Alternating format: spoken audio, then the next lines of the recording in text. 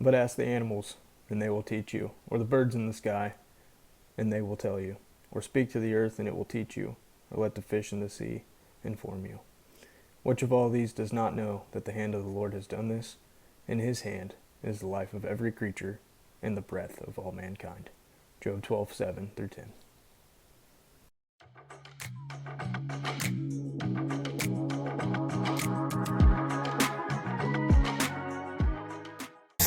Yo, God, try that. Good morning, everybody. Today I am making venison biscuits and gravy. Now we're just going to begin by getting these potatoes cut up. We're going to use these for home fries, and I'm actually going to use the home fries and the biscuits and gravy on the plate. So, anyways, we're just going to get these potatoes quartered, and then we're going to really thin slice dice them.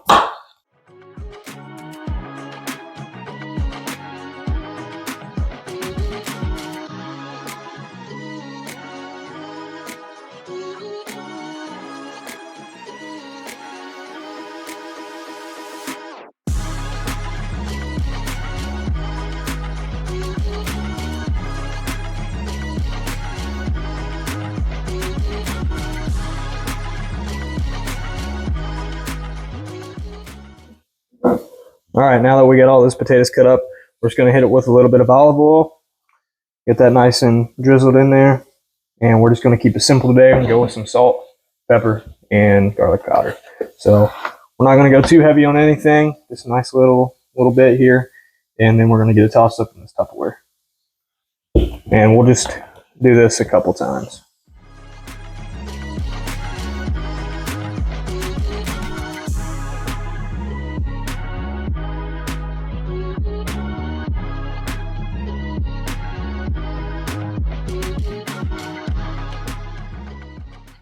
And we're going to go ahead and place the lid on, give it a good shake, repeat one more time,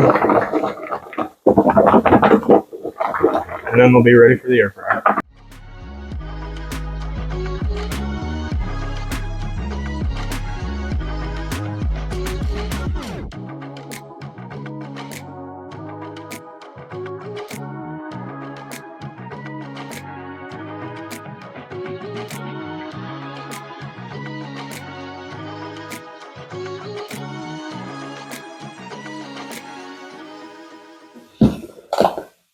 Okay, so now we're just going to get these in the air fryer. We're just going to go for 400 degrees, and usually it takes about 20 minutes, maybe a little less. So we'll just keep an eye on them, stir them a couple times in between, and they'll be golden crispy and delicious. We're going with jumbo home-style biscuits. We got Meyer brand, but you can do whatever you want. So we're just going to get the oven preheated. It says preheat to 350. So now I'm just going to get the biscuits on the cookie sheet here, and we'll get those popped into the oven.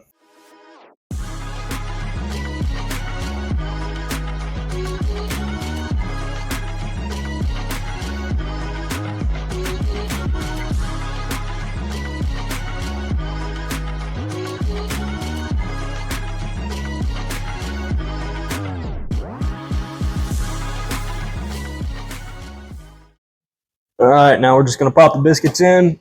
Directions say 13 to 17 minutes. We're going to go for 14 right now and then check after that. All right, everybody. So back when I made that venison sausage out of the rosebud seasoning, that's what I'm using today for my sausage gravy that I'll be making. So we're going to go ahead and just get this in the pan. We're just going to start at a low heat, get that cooking down.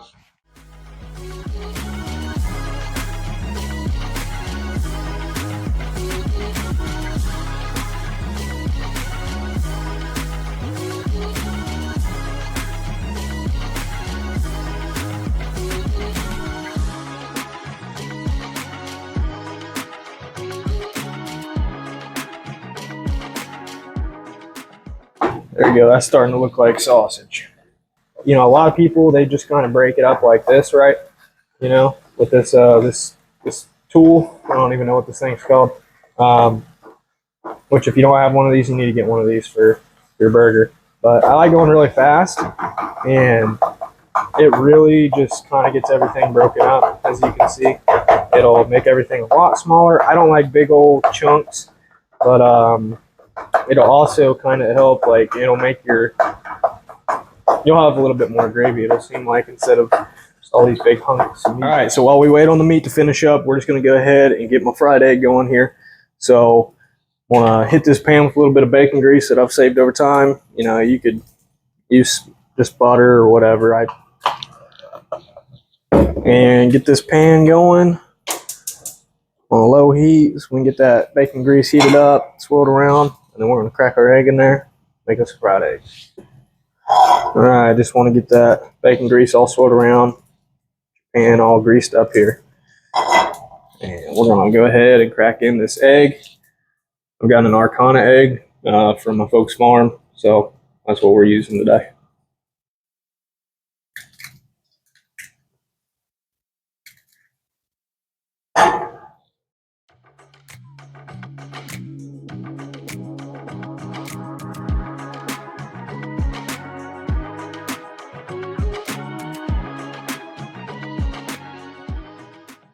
Okay, so for the gravy, you put usually butter or grease in there, or shortening like Crisco.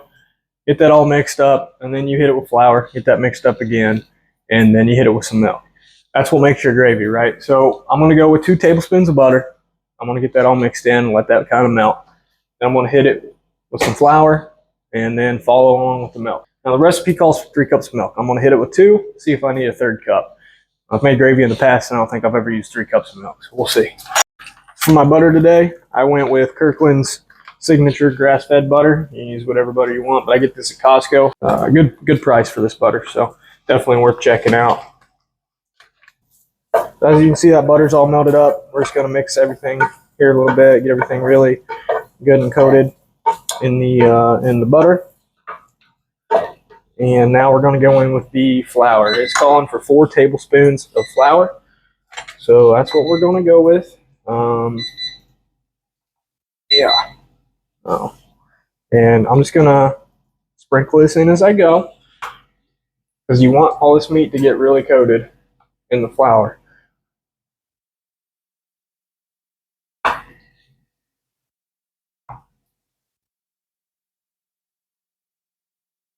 And for my seasonings today on my gravy, I'm going to be going with the same as I used for the home fries, and that is your garlic powder, pepper, and salt.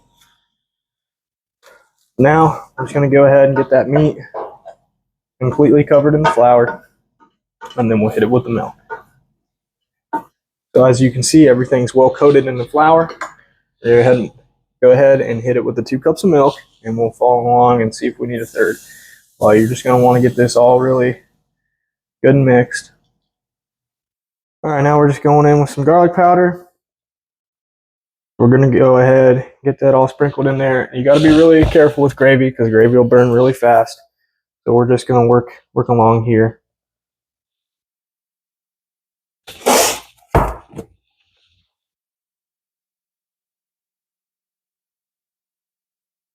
Okay, get this all stirred. We're going to crank up the heat. The dial on the stove here goes up to 6 and high, so we're just going to keep it at about 5. And pretty much once you start this process, you don't really want to stop stirring, because before you know it, it will be thick. You know, and depending on whether you like runny or thick gravy, depends on how long you're going to cook this. But you want to just keep things moving, otherwise it will burn within just a few seconds. All right, as you can see, that gravy's starting to get a little thicker. So we're almost there. I don't like runny gravy, but it's almost done. Just probably about another 60 seconds or so. It happens quick.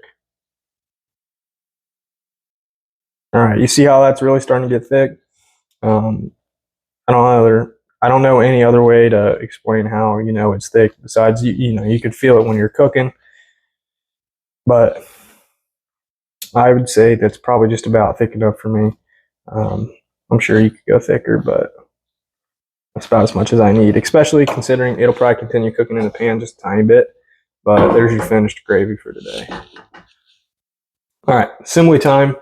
So we're just going to go ahead and take a biscuit. The way I like to do my biscuits with my biscuits and gravy, I always cut my biscuit in half. And what I like to do, this is a secret, don't tell anybody.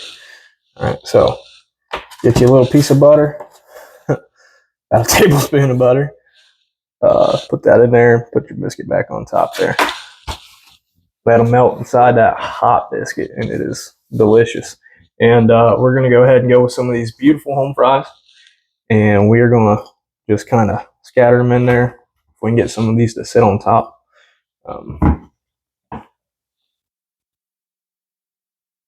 Just like so. I know they're not really on top of the biscuit, but it works better if you completely cut the biscuit in half. That's okay. Now we're going to move along with our delicious looking gravy. Look at that, y'all. I mean, that is beautiful. We're going to go ahead and just pour it on top here. And we're almost done. And that's about good. I ain't going to put too much on there. All right. And remember that fried egg? We're going to follow up with the fried egg. And it's just going to sit right on top.